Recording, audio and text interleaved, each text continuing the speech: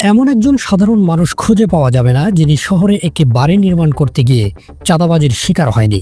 হাইওয়েতে দাপিয়ে বেড়ানো বাস, ট্রাক থেকে শুরু করে ব্যাটারি চালিত রিকশাকেও দিতে হয় চাঁদা। নামি দামি লিমিটেড কোম্পানি থেকে শুরু করে রাস্তার পাশের চায়ের টং দোকানকেও গুনতে হয় চাঁদা ভাইয়ের কিস্তি।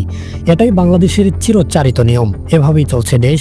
যুগের পর যুগ ধরে রাজনৈতিক ছত্রছায়ায় লালিত হচ্ছে এসব চাঁদাবাজ।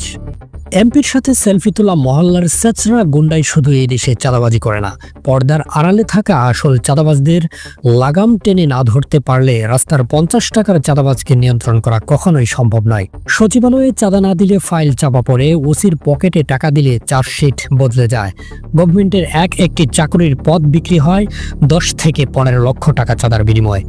চাকরিতে চাঁদা না দিলে পদোন্নতি অনিশ্চিত, রাজনীতিতে চাঁদা না দিলে নমিনেশন অনিশ্চিত, আর সংবাদ মাধ্যমকে চাঁদা দিলে নিউজ পক্ষে বিপক্ষে। অতএব ক্ষমতার অপব্যবহার করেই আড়ালে চাঁদাবাজি করে যাচ্ছে রাঘব বোয়ালরা।